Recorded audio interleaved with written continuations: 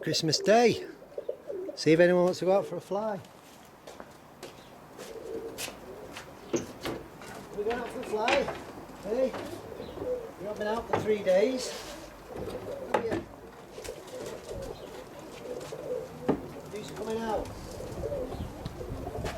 Come on. Come on.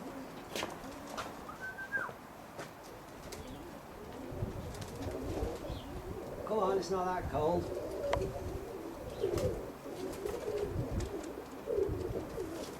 Blackie's 2 kids first out.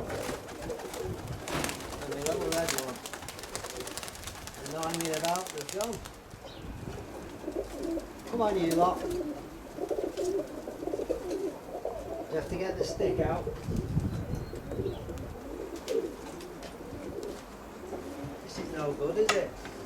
Hey? Be lazy. Be lazy.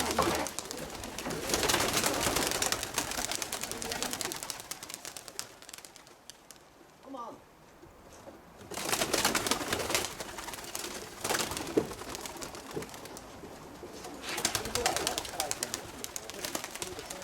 Come on. Come on. Come on, you two. Come on. You know you're being nervous. You just don't want to go out, do you? Eh? Come on. What's up with you two? You've been watching that sparrow, haven't you? Plucking the dove.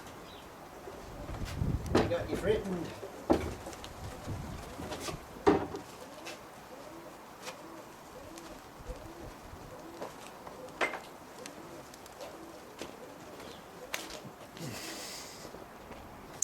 Yeah, I had a sparrowhawk yesterday, or day before yesterday I should say, and it had killed a dove right opposite the kit boxes, and it had decided to pluck it just there in full view of the pigeons.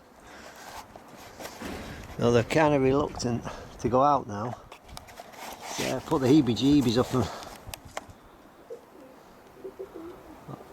These haven't been out much the last 2 weeks, the weather's been so bad. Nice little kits form though.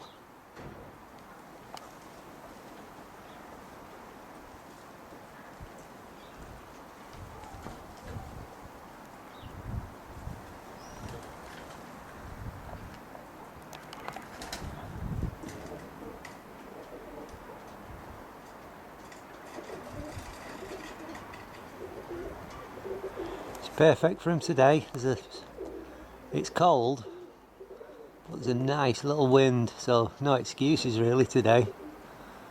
My only excuse today is that they've hardly been out at all in the last 2 weeks, so they've had no flying time. They've been sat around on the perches, and rollers need to get out. Some nice little breaks. There's no real depth to the rolling, but there's some nice breaks there.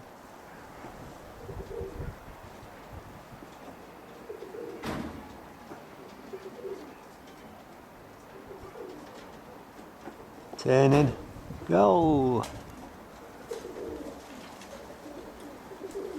Into the wind and go. Wind's blowing straight off the sea from the west.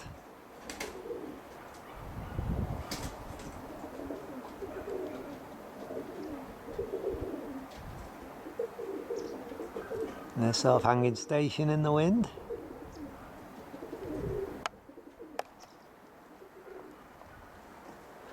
I see a guy on one of my videos. He commented that he didn't like the shaky camera and all the wobbling around, and he suggested that I get a tripod. I mean,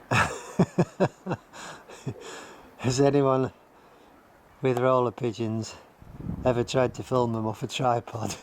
Please.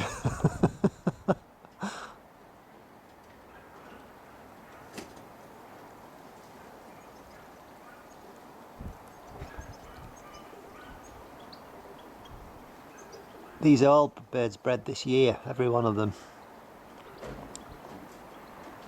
And I think every single one of them is rolling. Look at that. Some nice depths in some of them as well.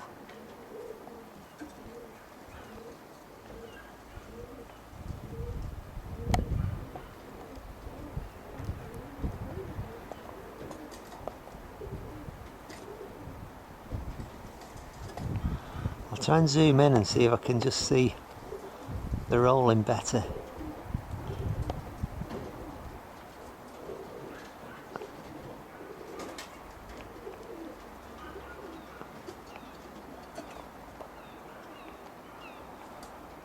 There's just starting to drift off a bit into the distance there, and they're getting quite difficult to hold the camera on them. On zoom anyway.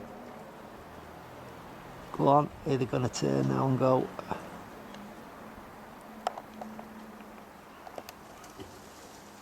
That's where they are in all reality, right over there in the distance.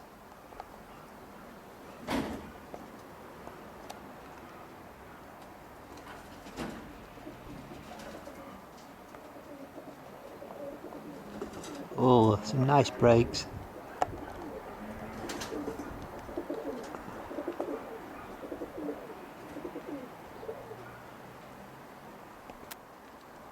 They'll all be fat and lazy at the moment because I've been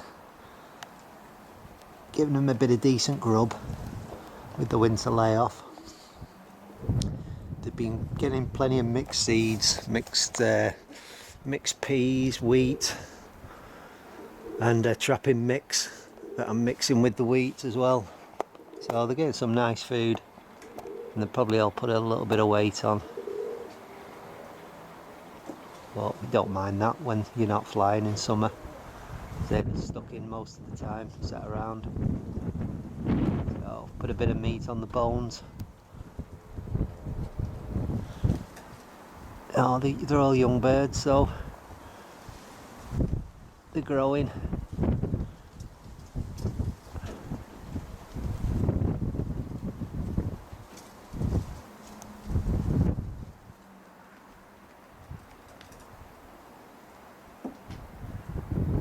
This isn't all my young birds, this. I've about another 10, something like that, split amongst these other boxes.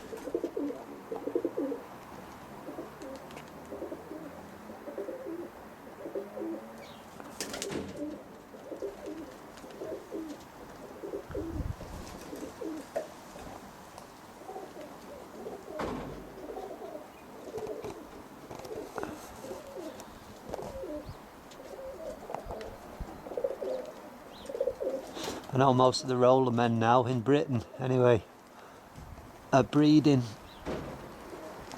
A lot of them have got I've got birds that have already produced chicks, and they've taken the chicks away, so you know, and they're probably into the second round of birds now. But I'm not really going to bother this year, I don't think. Yeah, they're coming down now. They're coming down. As I said, they're not fit.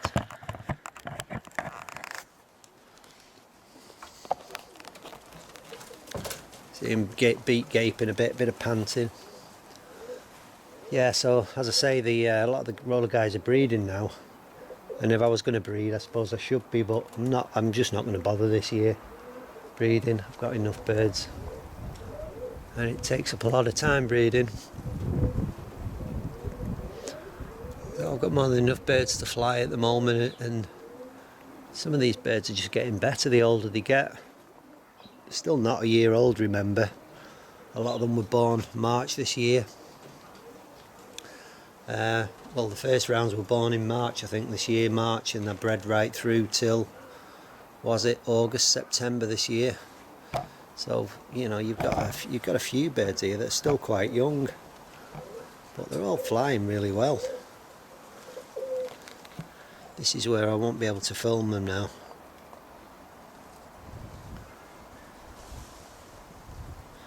Yeah, I can't film them off the tripod, it's just impossible.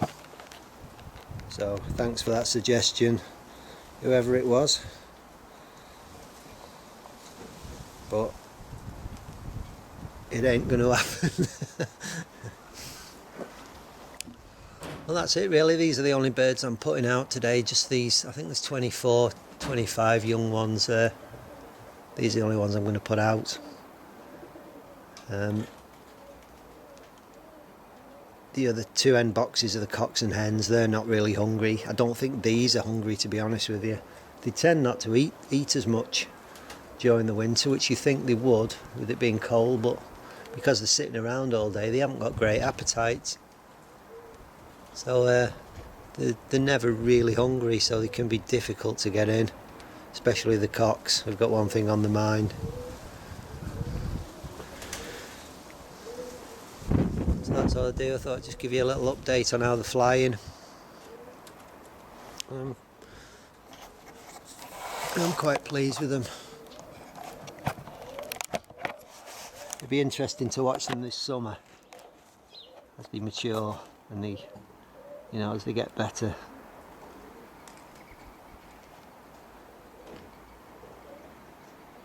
There was a point this year where you start getting a bit fed up with watching them, because you think, there's some nice birds there rolling, and then there's some that just aren't rolling. There's not even an attempt to rolling, and you can kind of dismiss them and think they're not going to make good birds then. But you've just got to persevere, keep flying them, be patient with them, keep watching them, and you'll end up with half decent kit.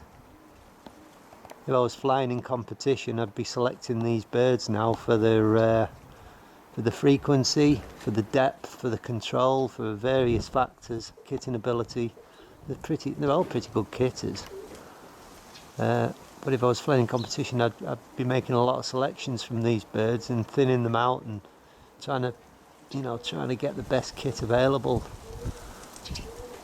But I'm not flying in competition, so it's a hobby. I just love watching them, flying them, rearing them. If I thought I could make a good kit, I would do, but I think it takes, in all honesty, if you want to stand half a chance, I think it takes a couple of years of breeding, flying and selecting birds to put a decent kit together.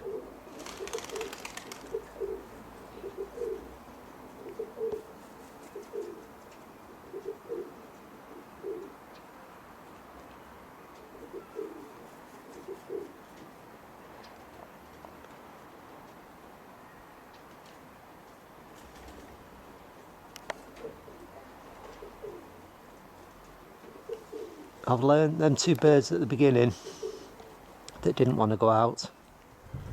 I've just learned, if you've got birds like that don't want to go out, forcing them to go out, you won't achieve anything.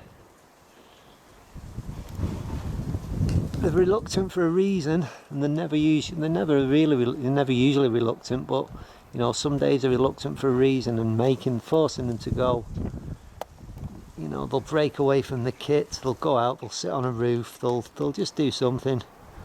They'll drag other birds out of the kit with them, they'll fly loose. So I just don't bother, I just leave them to their own devices. Next time I open the door, they'll be eager and keen to go. We've got a few lazy birds now coming down.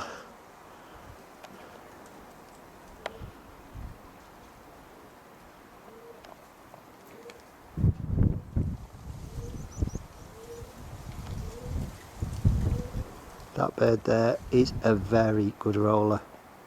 A very good roller. They don't like this lens on the camera. I know what it is. It makes them nervous looking at it. So, with that said,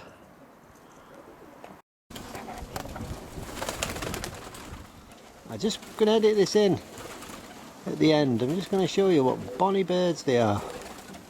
Look at that little red there. He's gorgeous. Beautiful little bird. She's one of my favourites too on the trap. Oh, she's bonny. She's one of old Blackie's chicks. They're looking good, Nick. They've all got shiny coats. All the good feed they're getting.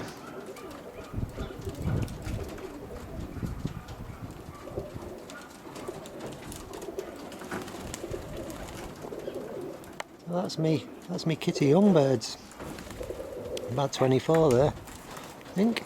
Maybe you can count them. They're all really nervous because of that sparrowhawk. Sparrowhawk's been down, as I said, and it's killed a dove right in front of the kit boxes, plucked it and ate it. So they're very, very twitchy. They're just jumping at everything that moves. Anyway, I'm going to get them in. I'm going to shout these down. I'm going to put my feet up and watch TV. Hi guys. Merry Christmas to everyone. And a Happy New Year. And I'll see you in the next video.